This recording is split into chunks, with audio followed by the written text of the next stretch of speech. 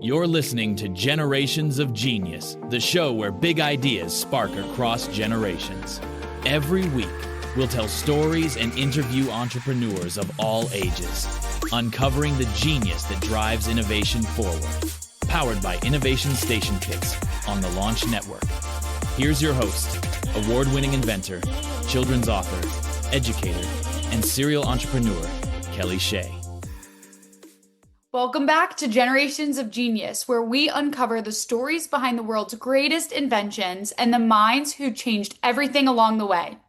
I'm your host, Kelly Shea, and I'm so excited to be with you all today when we're cracking open the story of Coca-Cola. What if I told you that one of the most iconic brands on earth, a drink sold in over 200 countries and recognized by 94% of the world's population, was originally invented by a wounded Civil War veteran trying to kick a morphine addiction? This is the story of how a pain remedy turned into Coca-Cola and how one man's invention became another man's empire. Our story begins in the late 1800s with John Stith Pemberton, a Confederate soldier turned pharmacist. After being injured during the Civil War, Pemberton became addicted to morphine while trying to manage his pain. Determined to find a cure, not just for his pain, but for his dependency, he began experimenting with new mixtures in his Atlanta laboratory. So I know we all kind of heard this story in the past growing up because we were like, oh, what? Coke was created for that? Coca-Cola was created for that, right? But it is a really interesting one because it's not only him trying to overcome something, but it's how personal relations can lead to this new innovation and not serve the purpose it was created for, but again, turn into someone else's empire, right? So what were his key ingredients for this new mixture he was concocting, right? Coca leaves, the source of cocaine, and kola nuts, which contained caffeine. He combined the two into a syrup and called it, you guessed it, Coca-Cola. Fun fact is that actually his bookkeeper, Frank, thought it would look better with two C's because it used to be Coca and then Cola with a K. But he also hand drew the elegant cursive logo that remains unchanged to this day. No Mandela effect here. It has remained the same that we got, right? So this is also the power of bringing other people in from different perspectives. Originally, Pemberton's drink wasn't meant for refreshment. It was marketed as a nerve tonic and brain elixir. He even claimed it to cure headaches, fatigue, and impotence. But in 1886, Atlanta passed a local prohibition law that banned alcohol. Pemberton had to remove the wine from his formula, and that's when Coca-Cola was born as a non-alcoholic soft drink. He actually sold it for just 5 cents a glass at the local Jacob's Pharmacy soda fountain. So this is also how society impacts our product, right? So he originally created it for one thing, and instead of, when this law came into effect, just dropping it and creating something completely new, he figured out ways to pivot. Now, this is something we hear a lot in this podcast. It's all about pivoting and finding the right way to go about things.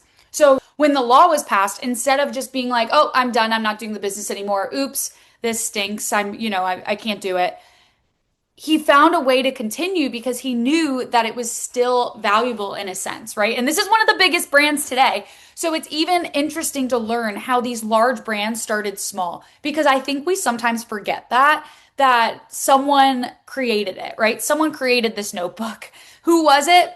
We might not know at the time, but there is always that beginning, and they all went through the same struggles we go through.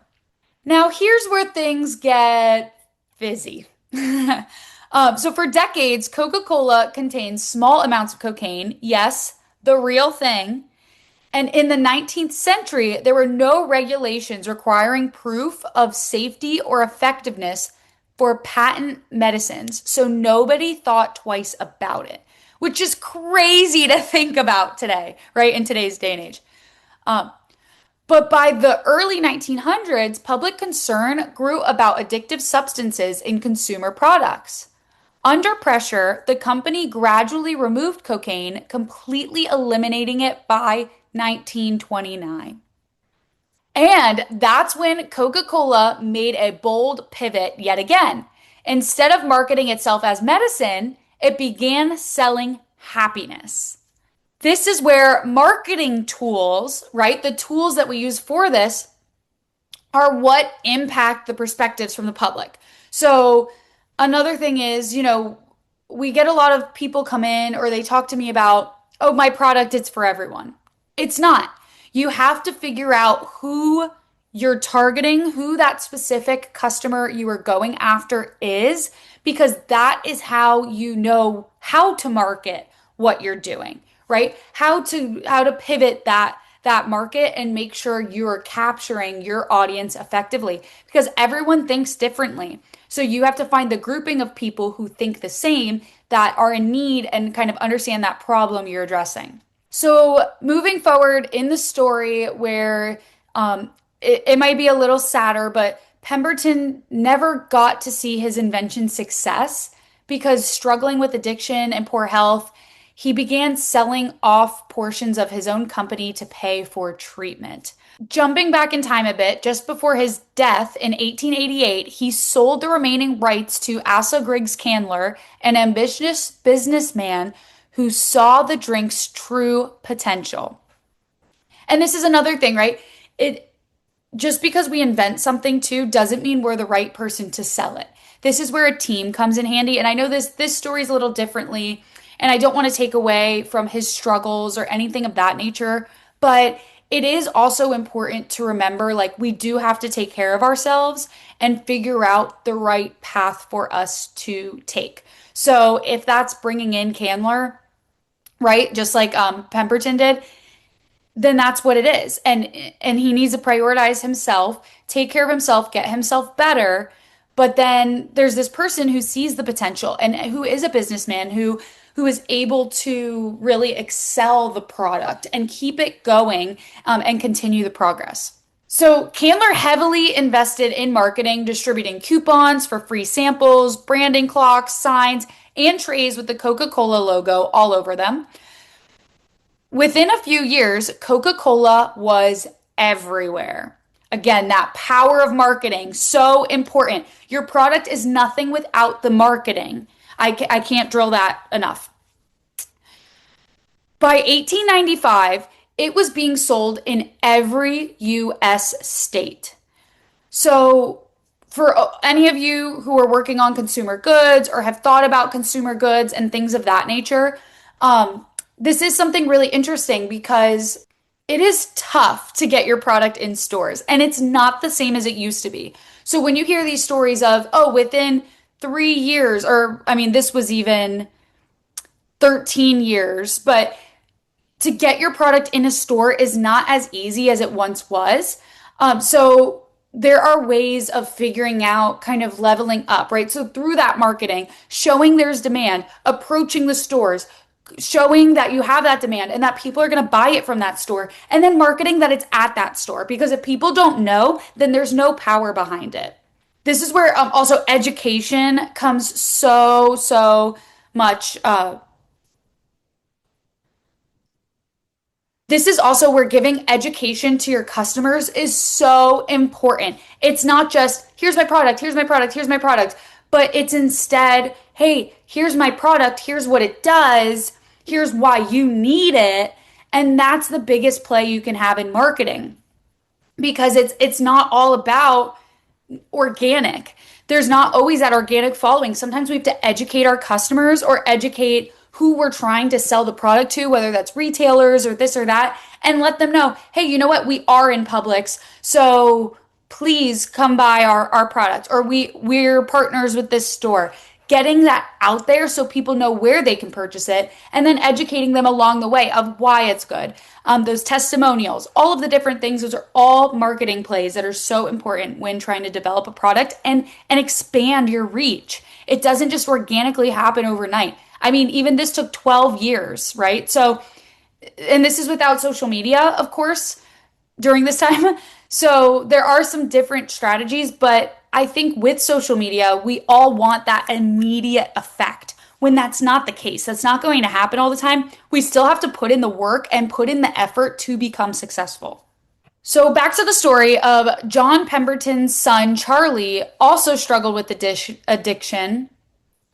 So back to the story where John Pemberton's son, Charlie, sadly also struggled with addiction and died just a few years after his father. Pemberton's wife lived in poverty, never seeing the fortune their family could have had.